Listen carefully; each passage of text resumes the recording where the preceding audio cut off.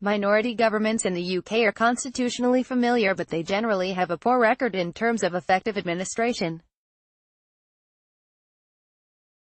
This assessment holds for the current Conservative government of Theresa May, which is propped up via a confidence and supply arrangement with the Democratic Unionist Party, DUP. As the current Brexit impasse attests, this is proving to be a highly unstable and fractious deal. Mrs. May's problem is that she is at odds not just with the hard Brexiters but also, on many issues, with many other Tory MPs. Mrs. May knows she can only rescue herself by delivering a departure from Europe on the least damaging grounds for Britain and by putting herself on the side of voters, whom the Conservative Party has at best ignored and at worst abandoned in its fratricidal strife over Brexit. This explains, in part, why Mrs. May lifted two key Labour policies last week in her address to her party conference.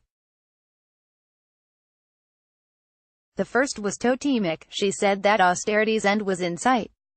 The second was to reverse Tory policy since 2012 and allow local authorities to borrow against their tenants' rent to build council houses. Both are welcome promises, but the real test of these proposals will be whether they are redeemed substantially in the budget. At present, the level of day-to-day spending on public services per person is set to drop.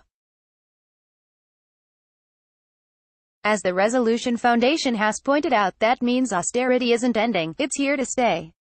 Mrs. May's housing proposal will deliver less than a tenth of houses the government says it needs to build every year. On this basis, the Prime Minister will fail voters. Mrs. May, or a future Tory leader, must be able to show that the party will intervene when it thinks government can do better than the market.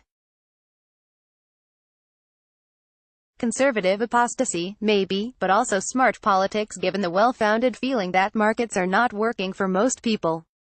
This strategy almost worked in last year's election. In 2017, the Tories, campaigning on a manifesto that claimed the party did not believe in untrammeled free markets, increased their share of the vote to the highest level since Margaret Thatcher's post-Falklands victory of 1983. This masked many problems. Labour did far better than expected. Mrs. May was a terrible campaigner. The Tory signature policy of a dementia tax was a disaster on the doorstep. For the Conservatives, there remains a much deeper problem. Since 1996, the party has only been a majority government for 2 years despite a near decade in power. Smart Conservatives know that without policies that combine greater economic justice with more social concord, they will be unable to defuse Jeremy Corbyn's potent electoral threat. The proposal this week by Onward, a centre-right think tank, for landlords to be offered capital gains tax relief to encourage longer tenancies and sales to tenants and private rented housing is a move in this direction. But even this looks like too small a step. In last year's election, renters deserted the Conservative Party, and bigger messages will be required to get them back.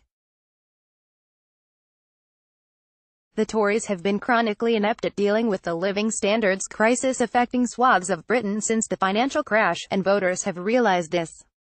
The electorate has been scarred by its experience of deep public sector cuts, and attempts to cover this up with dodgy statistics only underline how rotten things are at the top of government.